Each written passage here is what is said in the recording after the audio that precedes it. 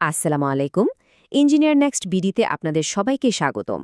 আজকের এই আয়োজনটা ডিপ্লোমা ইঞ্জিনিয়ার আর সরকারি চাকরির প্রার্থীদের জন্য এক কথায় একটা বিশাল সুখবর নিয়ে এসেছে। কারণ বাংলাদেশ বিদ্যুৎ উন্নয়ন বোর্ড মানে বিপিটিবিতে ১৫৯৬টা পদের নতুন নিয়োগ বিজ্ঞপ্তি প্রকাশিত হয়েছে। সত্যি বলছি, এত বড় সার্কুলার কিন্তু সচরাচর আসে না। তো চলুন আর দেরি না করে পুরো ব্যাপারটা জেনে নেওয়া যাক। জি, একদম ঠিক দেখছেন। সংখ্যাটা হলো ১,৫৯৬। মানে এটা যে কি বিশাল একটা সুযোগ তা নিশ্চয়ই বুঝতেই পারছেন। তাই আমি বলবো কি, শেষ দিনের জন্য একদমই অপেক্ষা করবেন না। যত তাড়াতাড়ি সম্ভব আবেদনটা করে ফেলুন। আচ্ছা, তাহলে চলুন মূল আলোচনায় আসা যাক। প্রথমেই আমরা একটু জেনে নিই এই সার্কুলারটা কেন এত বড় একটা সুযোগ আর এর আসল ব্যাপারগুলো কি কি। তো নিয়োগটা দিচ্ছে কোন প্রতিষ্ঠান? বাংলাদেশ বিদ্যুৎ উন্নয়ন বোর্ড। আমরা সবাই যেটাকে বিপিডিবি নামেই চিনি। আর যে পদের জন্য এই বিশাল আয়োজন, সেই পদের নাম হল সাহায্যকারী।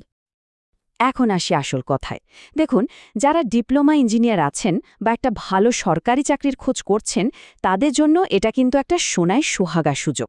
কারণটা খুবই সহজ। একসাথে এতগুলো পদে লোক নিলে চাকরি পাওয়ার সম্ভাবনাও কিন্তু অনেকখানি বেড়ে যায়, তাই না? ওকে, সুযোগের কথা তো অনেক হলো। এখন কথা হচ্ছে এই সুযোগটা কাজে লাগাবো কিভাবে। এই অংশে আমরা আবেদনের জন্য সবচেয়ে জরুরি কিছু তথ্য আর তারিখ দেখে নেব। এগুলো কিন্তু একদমই ভোলা যাবে না। এই যে দেখুন, এখানে এক নজরের সব গুরুত্বপূর্ণ তথ্য দেওয়া আছে। প্রতিষ্ঠান তো আমরা জানি, বাংলাদেশ বিদ্যুৎ উন্নয়ন বোর্ড। মোট পদ সংখ্যা আবারও বলছি ১৫৯৬টা।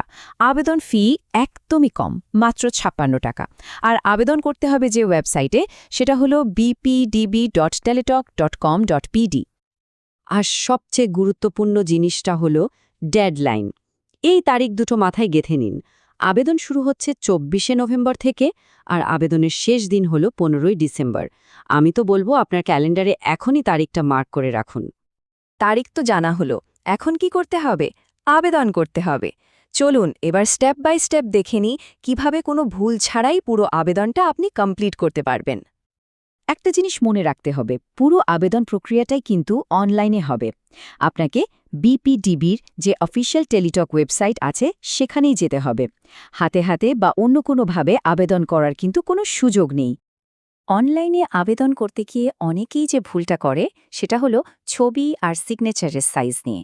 খেয়াল করে দেখুন, ছবির মাপ হতে হবে ৩০০x৩০০ পিক্সেল, আর আপনার সই বা স্বাক্ষরের মাপ হবে ৩০০x৮০ পিক্সেল। আমার পরামর্শ হলো, আবেদন করতে বসার আগেই এই দুটো জিনিস রেডি করে ফেলুন। তাহলে আর শেষে গিয়ে তাড়াহুড়ো হবে না।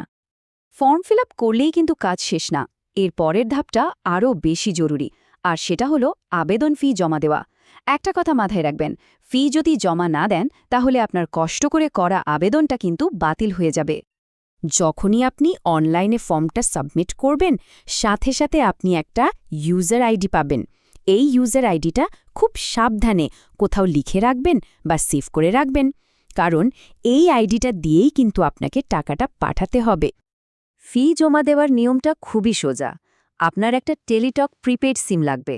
সেখান থেকে আপনাকে মোট 2টো এসএমএস পাঠাতে হবে। প্রথম এসএমএসে আপনার ইউজার আইডি লিখে পাঠিয়ে দেবেন। এরপর ফিরতি এসএমএসে একটা পিন নম্বর আসবে। দ্বিতীয় এসএমএসে সেই পিন নম্বরটা ব্যবহার করলেই আপনার কাজ শেষ, পেমেন্ট কনফার্মড।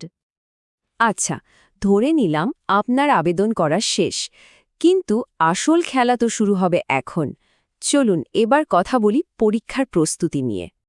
প্রস্তুতি শুরু করার জন্য প্রথম কাজ হলো এই সাহায্যকারী পদের জন্য যে অফিসিয়াল সিলেবাসটা আছে সেটা জোগাড় করে ভালো করে দেখে নেওয়া। যেহেতু এটা টেকনিক্যাল পোস্ট, তাই ম্যাথ আর বিশেষ করে ইলেকট্রিক্যাল আর পাওয়ার রিলেটেড যে বিষয়গুলো আছে সেগুলোতে একটু বেশি জোর দিতে হবে। আমাদের চ্যানেলেও কিন্তু ডিপ্লোমা আর সরকারি চাকরির প্রস্তুতির জন্য ম্যাথ, ইলেকট্রিক্যাল ও পাওয়ারের ওপর নিয়মিত টিউটোরিয়াল দেওয়া হয়, সেগুলো দেখতে পারেন। শেষ করার আগে আমাদের চ্যানেলের মূল মন্ত্রটা আবারও মনে করিয়ে দিই। আমাদের সাথে থাকুন, শিখুন, ক্যারিয়ার গড়ুন। মনে রাখবেন, ভালো প্রস্তুতি কিন্তু আপনাকে হাজার হাজার প্রার্থীর মধ্যে এগিয়ে রাখবে। তো আবেদন করার সব নিয়মকানুন তো আমরা জেনে গেলাম। এখন প্রশ্ন হলো, এই বিশাল সুযোগটাকে সত্যি সত্যি নিজের করে নেওয়ার জন্য আপনার প্রস্তুতিটা কেমন হবে? আপনার প্রস্তুতির প্ল্যানটা কি? চাইলে নিচে কমেন্টে আমাদের সাথে শেয়ার করতে পারেন। সবার জন্য অনেক অনেক শুভকামনা রইল।